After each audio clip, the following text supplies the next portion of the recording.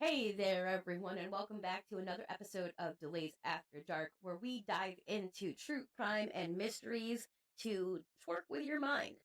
Tonight, we're going to be discussing the very mysterious and heartbreaking case of Missy Avila. Let's jump into it. Michelle Yvette Avila, or Missy as her friends called her, was born on February 8th in 1968 in Los Angeles, California. She was a bright, popular high schooler with long auburn hair and a contagious energy. She grew up in the San Fernando Valley and attended San Fernando High School. Yes, and she had a magnetic kind of personality. People were neutrally drawn to her, and that is unfortunately what made her a target of jealousy. One of her closest childhood friends was Karen Servenson. They had been tight since they were about 8 years old, but high school changes things, and Missy became more popular, where Karen started seeing her more as a competition than a friend. And it's really unfortunate because Karen's jealousy was fueled by the attention Missy was getting from boys. It got even worse when Missy briefly dated a guy named Randy. And after they broke up, Randy started dating Karen. And so instead of just a regular high school drama, things took a nasty turn. Yeah, Karen accused Missy of trying to get back with Randy. The tension hit a breaking point about 10 days before Missy's murder, where Karen and Missy actually got into a physical fight. And this wasn't just some kind of little spat, it was bad. Which is unfortunate. Moving forward, fast forward to October 1st in 1985, Missy told her mom she was going out with a friend, Laura Doyle. Laura picked her up from her home, and that was the last time Missy's family ever saw her alive. Later that evening, Laura called Missy's mom and gave her a story. She said that she had dropped Missy off with three guys in a blue Camaro and that she couldn't find her afterwards. That already sounded sketchy, but at the time, no one had any reason to suspect anything sinister. What actually happened that night was way worse than anyone could have imagined. Missy was taken to a secluded area in the Angeles National Forest by Laura, Karen, and another girl, Eva Shirambolo. Anybody can correct me if they know the proper pronunciation of that. I'm not sure. Once there, Karen and Laura turned on Missy and they accused her of sleeping around, being a flirt, and betraying them. What started as a verbal attack turned into a full on assault. They grabbed Missy, beat her up, cut her long hair, something that she loved, and eventually drowned her in a shallow stream. To make sure she was dead, they placed a 4-foot log over her body. Just complete brutality. And for what? High school jealousy? The pettiness and cruelty behind this murder are just mind blowing. Yes. And 3 days later, on October 4th, 1985, hikers found Missy's body submerged in the creek. At first, investigators had no clear suspects. There was no obvious leads, and the killers had covered up their tracks very well. But here's the really twisted part. Karen and Laura played the grieving best friends. Karen even moved in with Missy's mother, Irene Avila, to quote unquote help her, and kept talking about how much she wanted to find the killer. The manipulation here is absolutely wild. Karen and Laura attended the funeral, cried with the family, and even visited Missy's grave regularly. But behind the scenes, they were the very ones that were responsible for her death, and that is some next level gaslighting. Gross and disgusting. This case went cold for nearly 3 years until 1988 when the truth finally came out. Eva Shirambolo, who had been there that day, broke her silence and confessed what really happened. That led to the arrests of Karen Severson and Laura Doyle. When the truth came to light, it was shocking. The whole community had been mourning alongside the murderers the whole time. In 1990, both Karen and Laura were convicted of second-degree murder and to 15 years. Were sentenced to 15 years to life in prison, which I'm not sure how they got second-degree murder out of that, considering that is not pre-planned. It's a crime of passion. But I wasn't there, so That's something to definitely think about. That the people locally were absolutely furious. How could two so-called best friends not only kill Missy in such a brutal way, but then pretend to grieve with her family? It was betrayal in its purest form. And honestly, if it was me, I would be devastated to find out that somebody was flying in my face like that if it came down to my child.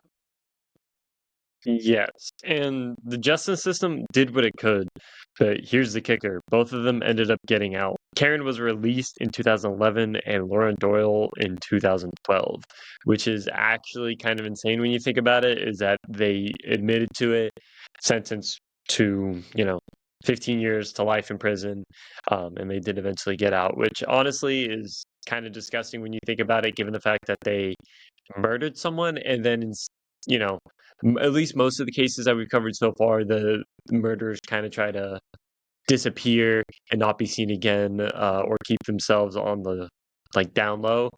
These two were just out in the middle, like nothing had ever happened, which is kind of insane. It really is. It really is. But the story doesn't end there. Karen actually had the audacity to write a book about the murder. This caused a massive outrage, and it eventually led to the passing of Missy's Law. The law prevents criminals from profiting off their crimes through books, movies, or anything like that. No one wanted Karen to make money off of what she did to Missy, which is convenient because, O.J. Simpson wrote a book titled If I Did It. Uh, we all know you did. It's good that this ended up getting put into place because so many later crimes would then also be in a situation where you couldn't profit off the story. Missy's case, in particular, also inspired a 1992 movie called A Killer Among Friends and a book titled Missy's Murder, which was written by Karen Kingsbury. This case became one of the most well known true crime stories about betrayal. So let's get into it for a second. Ducky, tell me, what are your personal thoughts on this case? So this case definitely highlights a lot, and especially this kind of highlights the fact that it is not just adults who are sick and twisted and have these really bad, you know, imaginations to where they end up doing really shitty things like this. Oh, Um, absolutely. it also kind of highlights the bad and poor mental health of high schoolers, especially back in the 90s, which is kind of, people think mental health now is bad, but back in the 90s, it's like stuff like this was happening. It wasn't entirely uncommon. It also kind of highlights the fact that you kind of never like kind of expect the unexpected, right? You never really know who's amongst you, right? Like these people 3 years before they were caught and they were right alongside them. They really felt no remorse for what they did.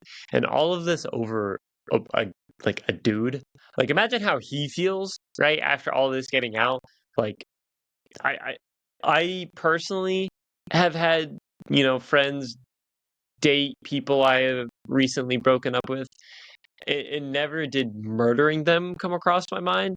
Sure, it's like, damn, that stings, but I've never, never thought of killing them in response to that. Kind of an extreme reaction, which makes me think that there's more to the story than just, oh, she took my boyfriend or whatever, or hey, we were still like trying to figure shit out or whatever. It seems like this was like a very long time coming plan. And I know we discussed that she kind of saw him as a competition, like as saw each other as a competition going through high school.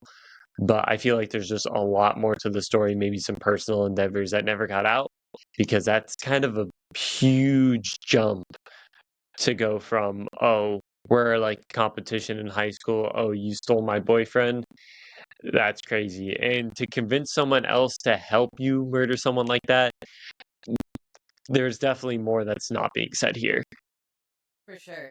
For sure.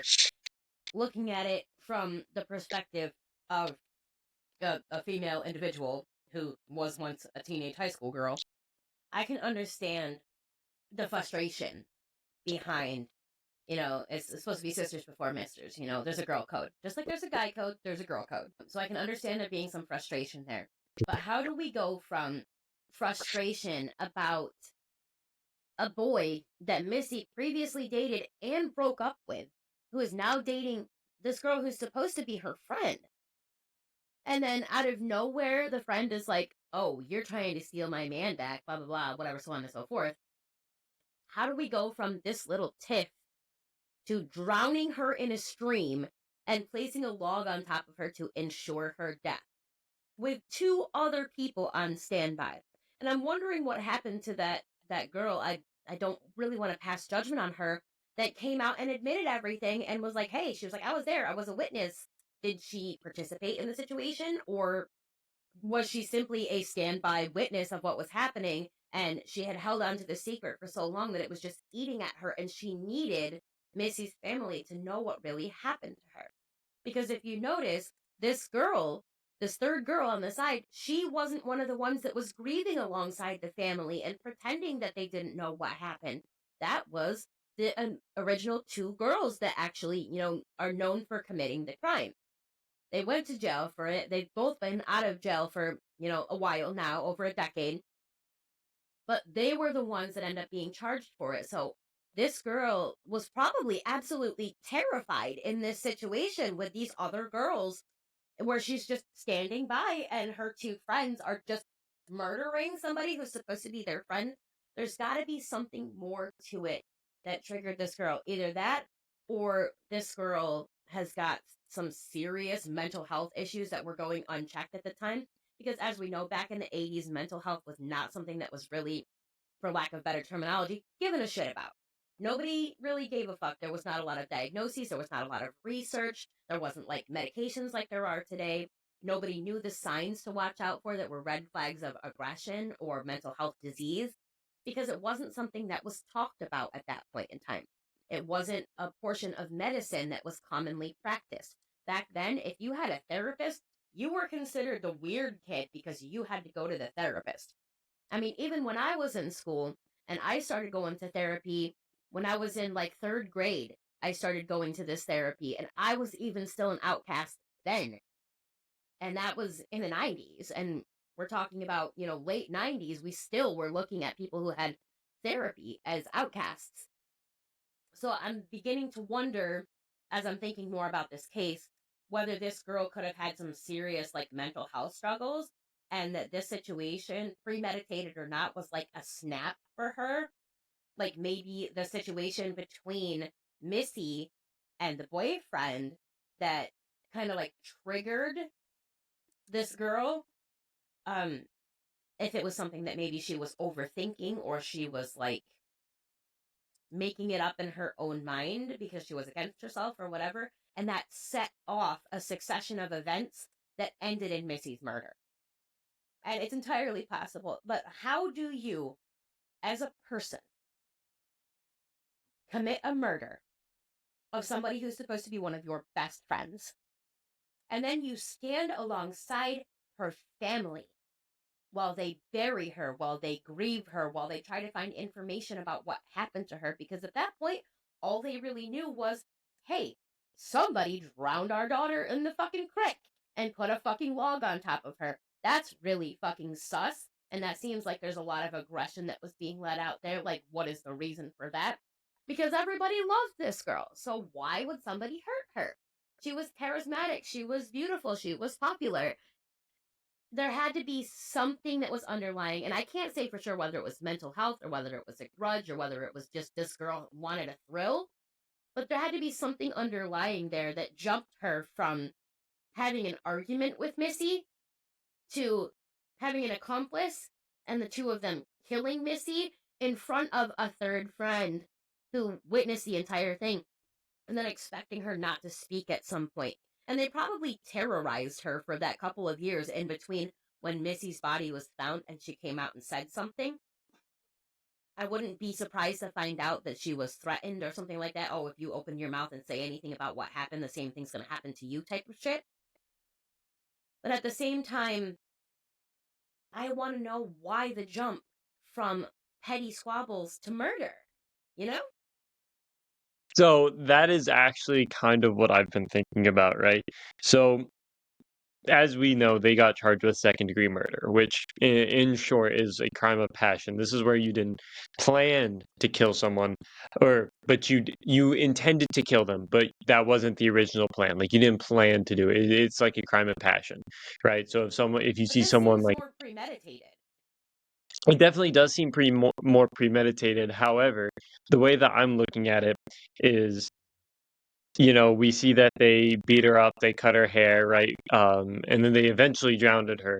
However, do you think it's a possibility that they just sent her up there, to just kind of beat the shit out of her and terrorize her, and then, killing her just kind of happened because they were just like, trying to torture her and then she eventually died? Or do you think it was more of something to where they were doing all this and then one of them was like, well, what if she, says something and then we all get in trouble, we all go to jail anyway. And then they just decided to kill her because it's easier than, you know, having her try to come back and report to the police, report to her family, and then have a bunch of, and then they're all going to jail.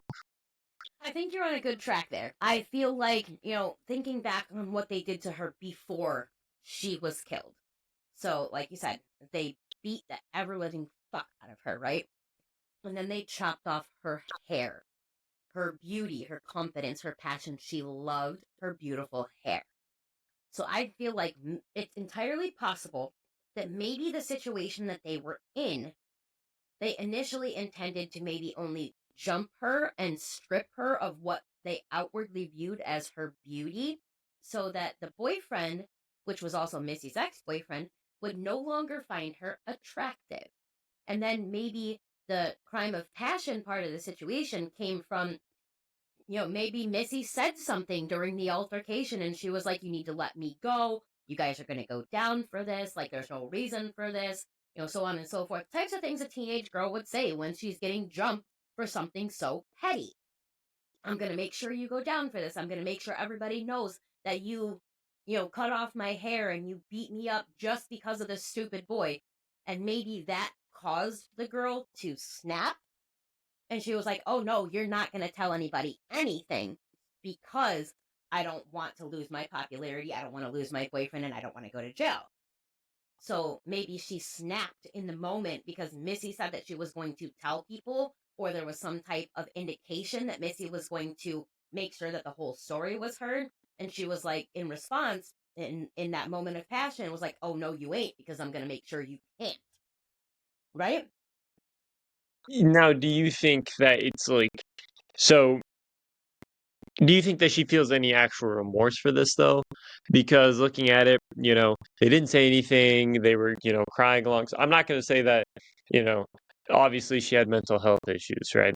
But if you look at it, she was crying alongside the family and all this. Do you think that is more of like a show of trying to hide amongst the people, or do you think that's actually her reflecting on what she did? And then as her time in prison, she was like, oh, well, I can, tell my story through books and media, which later led to Missy's Law. But do you think she has actual any remorse for this, or is it more of a just trying to capitalize on a situation and hide I think among, it's a you know, combination of both. Honestly, I think it's a combination of both. I feel like the in the moment stuff, like after Missy's body was found and the crime was, being investigated, etc., so on and so forth, I feel like in those passionate moments, those moments where all of everybody's emotions were heightened, I feel like those girls probably definitely did feel some type of remorse. And then over time, as they were feeling that remorse, it turned into an internal battle for those girls.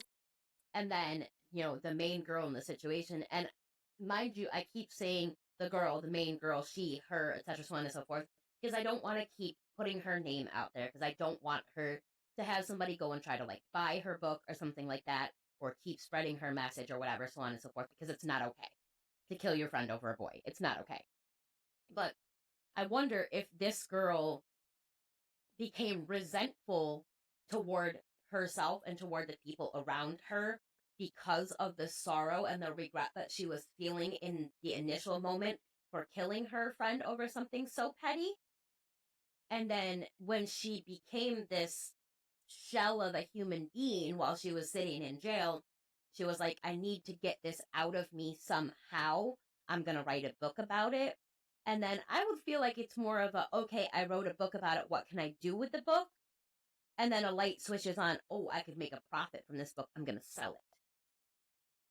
I think that's more Yeah. along the lines of what could possibly have happened was she had her feelings and she was feeling her feelings. And after she went throughout the whole grief process and the self-flagellation process, then she wrote her story out and she was, coming full circle with her grieving, and she was at acceptance for what she did to her friend and the fact that her friend was no longer alive.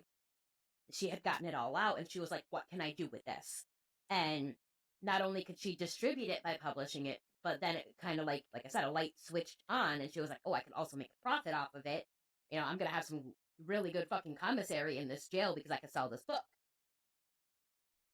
I feel like it's a situation more Right. of where the pieces just fell into place rather than her deciding that she wanted to just turn this into a media circus and sell her story.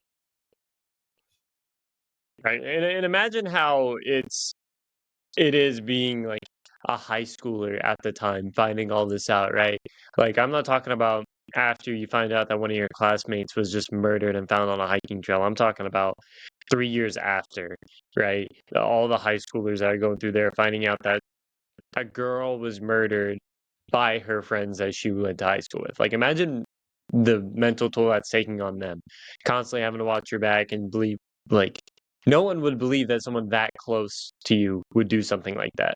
Even though like statistically that's what happens. You're murdered almost always by someone you know or knew, right? So like you're sitting there now, you got to watch your back at all times. You kind of gain a little bit of a distrust to your friends. And do you think there was anybody that didn't get as much media coverage that might have ended up doing the same thing? Or like imagine how many other media how many other people were murdered in a similar fashion to this and it just didn't get covered. Like do you think this is something that would happen, semi commonly, or like what's your thoughts on it as like a whole nationwide effect moving forward from That's a the really good question. finding? So I feel like you're talking about like, had Missy's Law not been put into place, would there have been more people that told their stories? Would there have been more media coverage on other cases? Absolutely. I feel like if it hadn't become a thing where you could not profit off of your story, so many more people would have profited off their story. And big ones I can think of: Dahmer, Manson, Bundy. These big names that could have easily profited off of all of the bad things that they did just by telling their story. And they could have made millions or billions of dollars off their story had Missy's Law not been a thing. And because of that, we have to think about, could there be other people who could have been influenced to do similar things to people in their inner circle or people that they care about, or even a random stranger, just so that they could have the infamy of telling their story and making money off of it. I would wonder if there would be a higher level of violent crime if people knew you could make money off of it. But now that you can't make money off of it, I feel like it would impact the level of crime that we have in the States for sure. I feel like there would be more people who are on the fence of whether or not they're going to commit a passionate crime like that or a violent crime like that, would lean more towards actually committing it so that they could make money off the fact that they committed it, which is kind of gross, but it's a thing. I feel like it would definitely happen. Yeah, and that is kind of one of the things that a lot of people look into whenever, unfortunately tragedies like this happen, is some people are just wanting to get their name out there. They want to be famous and this is the way that they chose to do it. Which I guess for some people's cases it definitely works, which is unfortunate that that is how it happens, but I guess that is the stepping stone that they took. Um, but as a whole, I'm hoping that after this, it wasn't like a big thing where, you know, it happened again and again and again, where people were like, oh, well, if I can just, kill someone and then pretend to feel bad, or maybe actually do feel bad at the funeral and, kind of hide in plain sight, that I can just get away with it, and then no one's going to question me because, well, I'm the person's best friend. No one's going to look at the best friend. Um, but And not even just it, the best friend. If we want to I mean, touch it can on be any. something that's current in the media, I mean, I know technically you can't profit off your story anymore because of Missy's law, but Gypsy Rose Blanchard herself, she has a massive social media following. Massive. Unfortunately. Because of the situation that happened with her mother. Her massive social media following is making her money. It is making her money. She posts on all different types of social media, and every time someone clicks on it, comments on it, likes it, shares it, whatever, so on and so forth, she's making money. Which is giving a bad example to other people. Oh, they say with Missy's law, you can't make money off of your story about your crime.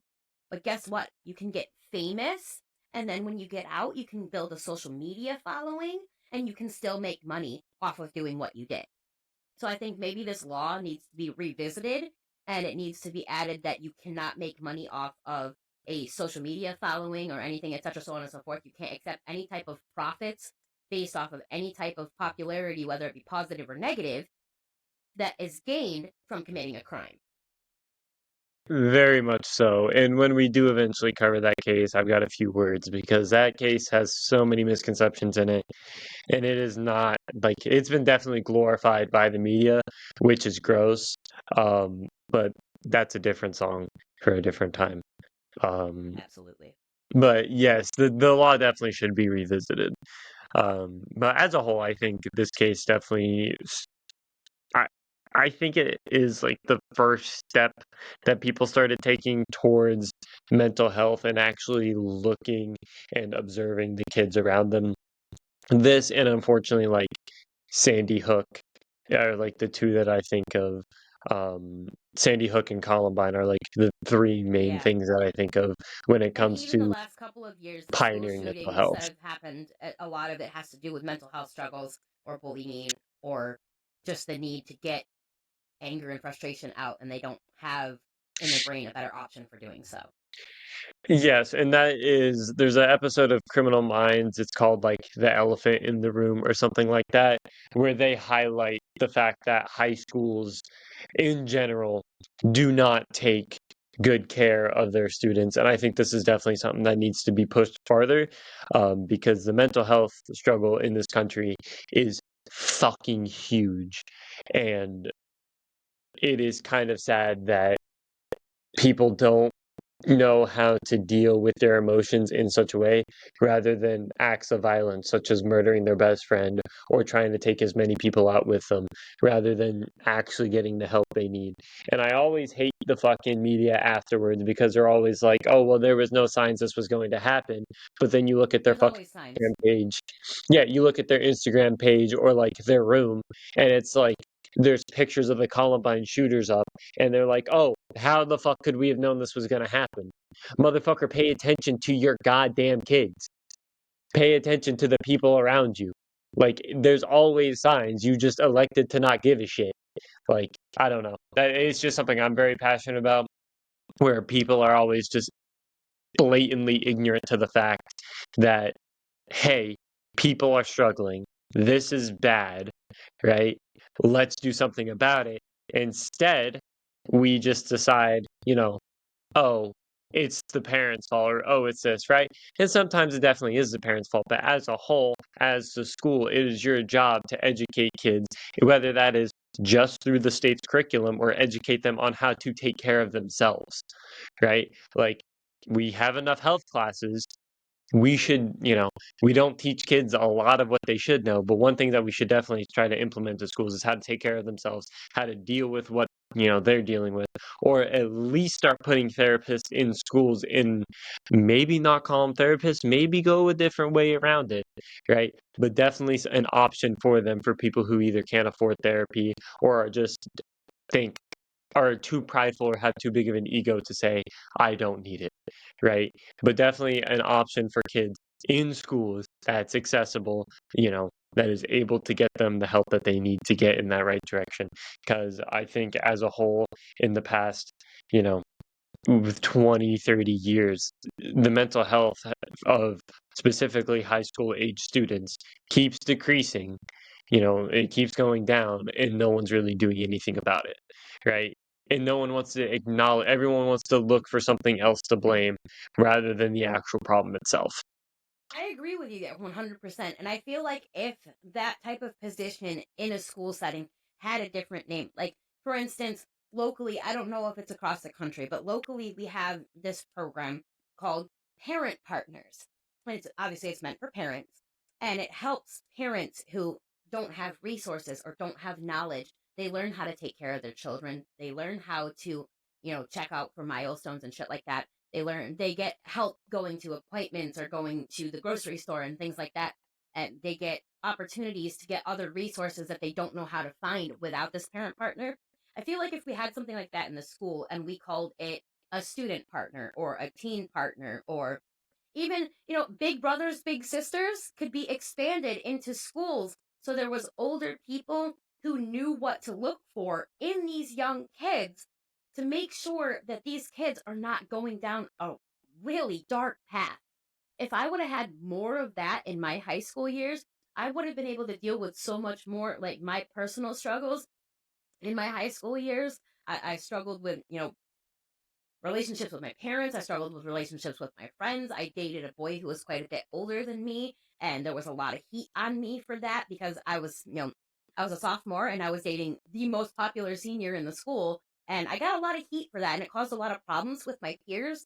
And if there was more of like a student partner or, a big brother, big sister type of deal available in the school, I would have been able to handle that much better. So if my personal like little bitty tiff issues with what I was dealing with in high school were able to be, could be, helped to be gone through with something like that. Imagine the impact it could have on kids nowadays who are dealing with things like severe crippling depression, uh, you know, anxiety that drives them to the point where they are literally sick to their stomach to go to school because of the shit they deal with in the school setting. We could prevent so much child on child violence by having a program like that put in place. And this case is a perfect example of why something like that should be put in place. And this case is from the 80s. And it is 2025, and we don't have something like this in our schools to keep an eye on our fucking kids. More parents should be outraged. More parents should want to find a solution. But the problem is that, not trying to cause a huge like argument or a whole another tangent of discussion here, but the politics that we have had for the last probably decade or so have divided this country, and the adults in this country who are being divided because of politics, they view each other's politics as a reason whether or not to communicate with a person or refuse to communicate with a person. So we don't come together on the more important things like our children. Why are we not coming together to make sure our children have the best possible outcomes, doing what's best for them and giving them their best chance? Yes, and honestly, like you said, the communication when it comes, like we live in the age of technology, communication absolutely fucking sucks. I don't know how we ended up like that, but we unfortunately did. Now, if or someone is struggling with any mental health issues, there is a nationwide mental health hotline that is 866-903-3787. You can call that number and they will connect you with a mental health specialist of some sort to kind of help you get through the moment you're currently in. But other than that, if you know someone who's struggling or something like that, always reach out to them and try and help them through whatever they're going through. Simply being there and a phone call can save someone. I'm a really big mental health advocate, and I think it's something that we need to look into far more. Absolutely.